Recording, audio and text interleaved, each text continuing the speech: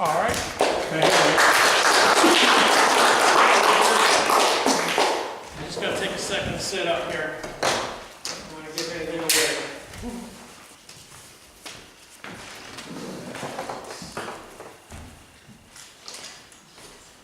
Normally, in this example, I use Bob and Mary, but since we have a Bob and Mary in here, Bobby and Marvelous Mary or something? okay.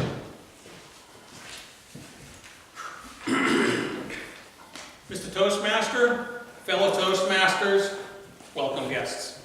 I'd like to start with 3 questions.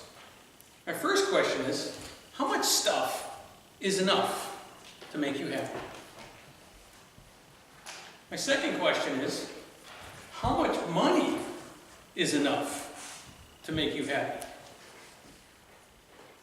And my third question is it possible that you could be financially independent or retire early? It's this third question I want to address, because when I address the third question, it's going to kind of clarify the first and the second question. Because if you look at popular media, when you think of financial independence, they're going to tell you, or if you want to retire, they're going to tell you, you need $1 million. And you go to another website, they'll tell you, you need $2-3 million.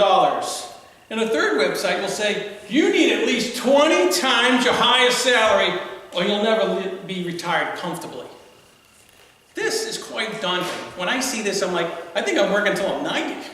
I don't think I'm ever going to make it. And then you look at our consumer culture, our marketing-oriented culture. What do they say? Buy more, more, more. Bigger, better, best. You won't be happy if you buy this. Don't buy this. And John Graaf, who's from Seattle, wrote a book in the 90s that talked about this affliction. And it was aptly named Affluenza. And Americans have affluenza, which means we always want more, but we're never satisfied. See, I think you should not listen to the popular media or to our consumer society. Because if you do, you'll feel like you'll never become financially independent. But you see, I think you can become financially independent because you just have to stop the stinking thinking and not listen to all this noise. And tonight I'm going to tell you how. One idea, think out of the box. Because most of the time, popular media wants you to think of your income, how much you can make.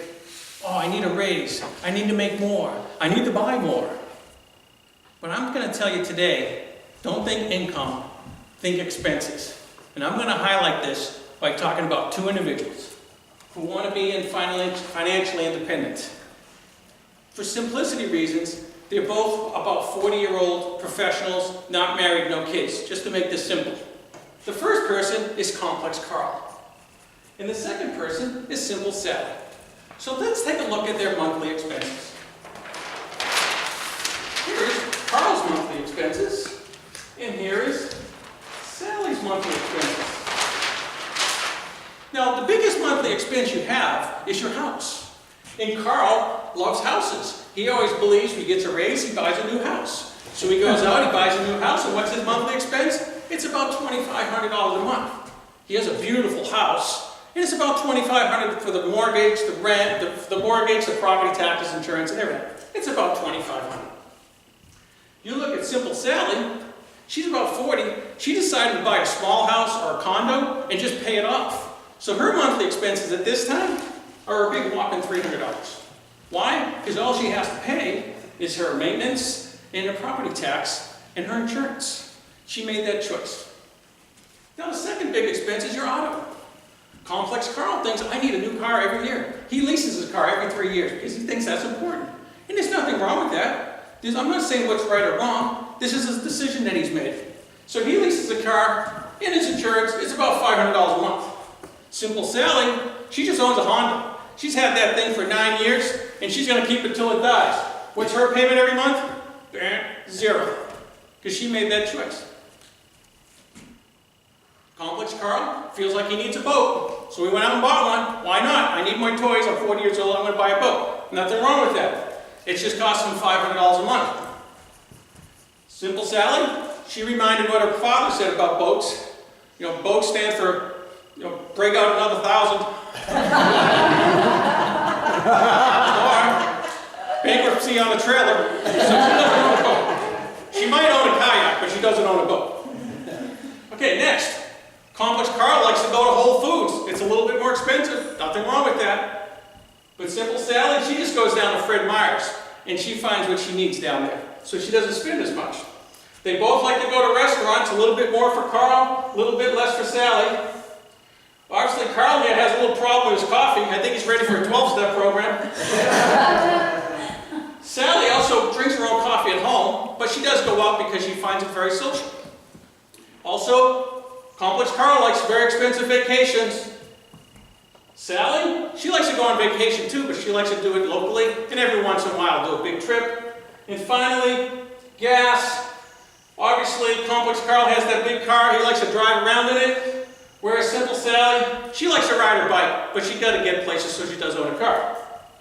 So ultimately, when you look at Complex Carl and you add up his expenses come out to about $5,500 per month. Now times 12 over the course of a year, that's about $66,000. That's a lot of expenses, but that's about probably a typical American. For him to be able to afford that $66,000, he probably needs to make at least $90,000 a year. Simple Sally, her expenses every month are $1,250. Times 12 equals about $15,000 a year. For her to be able to afford this, she probably only needs to make about, I don't know, $18,000 per year.